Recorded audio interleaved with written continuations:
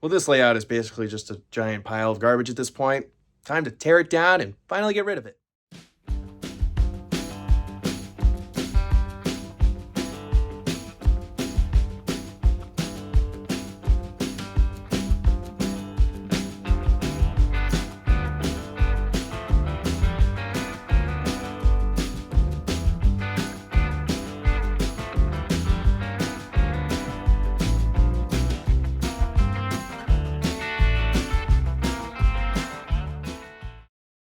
Make sure to use code RJTrains at trains.com for $10 off any order $50 or more. Well, as I said in the intro, today is going to be the last video here running trains on the layout that you see before me, which I have dubbed the Long Island and Southern Railway. Now, you guys are probably thinking, RJ, you're absolutely insane. You put all that time and work and money into this layout. Why the heck would you be tearing it down? You just finished this thing. And to all of those points, yes, you're right. But a lot has changed over the last few months, and because of that, it's time for a new layout. So the first of those things that changed is I actually no longer live in Washington, D.C. Because of work, I got the opportunity to move back to New York, which I have done, and I'm all back and moved in at this point. And, well, that means I have a lot more time to work on things, like working on this train layout. Now, I actually did no real layout updates when it came to constructing this layout. The layout that you see behind me, I constructed over the span of about a month in summer of 2020. And I was really proud of my work at the time, but I think my modeling skills have certainly improved since then. Also, it was a rush job and on a budget, so there are a lot of things that might look good to you guys watching on video, but there are a lot of things that bother me watching the trains run around the layout here. The first, which you might notice, is that none of the track is really level. There are a lot of dips and bumps and in the track work, which does create problems when it comes to running trains. Also, it's Lionel Fast Track, which isn't the greatest track system in the world, and I think we can all agree on that.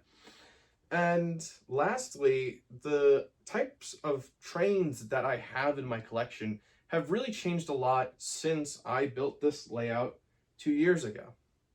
Now, the original layout that I showed on this channel had a very similar track plan, but on the outside loop, there was 048 curves, and on the inside loop, there were 036 curves. And that's because when I built that layout, the biggest engine I had in my collection was a Rail King SD45, which could operate on 031 curves. So I thought I was future-proofing my layout and everything else by having those 048 curves. And man, was I wrong. In early 2022, I finally got my Lionel Legacy Acela set, and that requires 072 curves to operate. So this layout was kind of built out of necessity because I needed to be able to run my Lionel Legacy Acela as well as my Lionel Autoracks, which couldn't operate on 048. So during that summer of 2020, I actually moved back to New York for a period of time, and I said, well, while I'm home, let me completely redo the layout so this way I can actually run the trains that I own.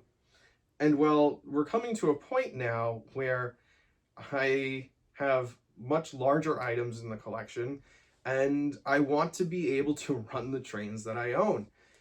On the inside loop here, we have the 048 curves, which were from the original layout. And well, I'm at a point now where there are a lot of items in my collection that need 045 or greater radius curves, which means that a lot of my collection, I can only run on one loop of track on the layout, which, is a little upsetting. Maybe I want to run my Lionel Legacy Berkshire and the Acela at the same time, which I can't do.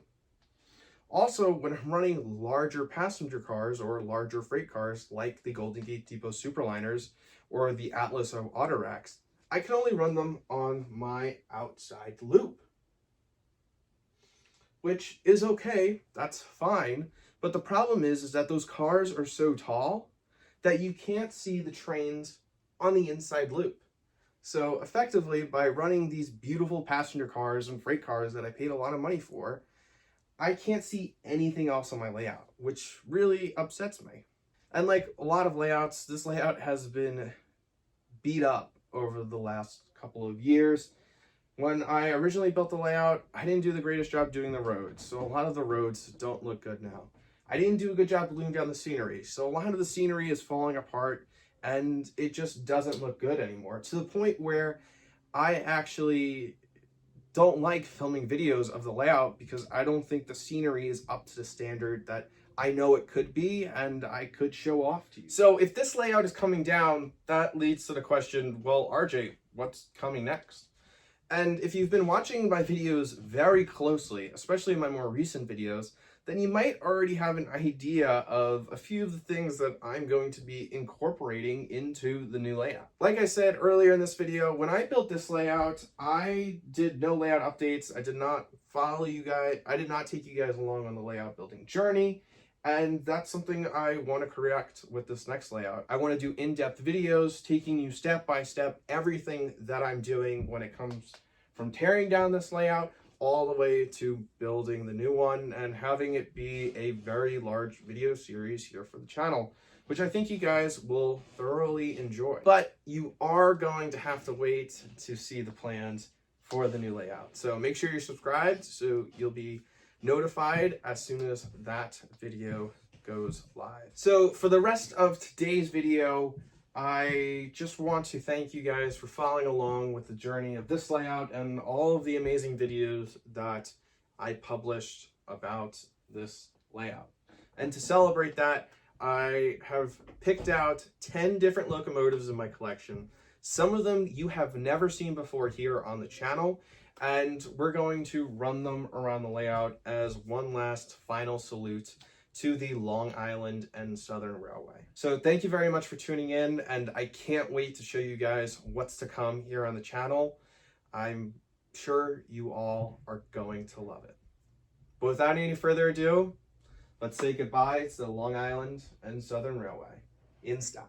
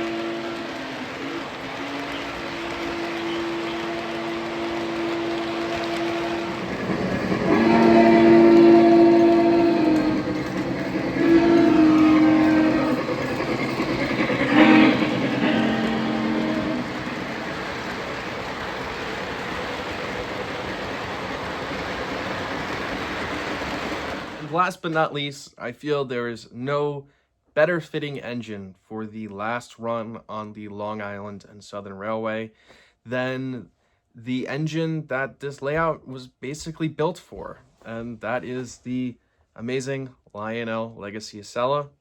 So enjoy the final running of any train here on the Long Island and Southern Railway.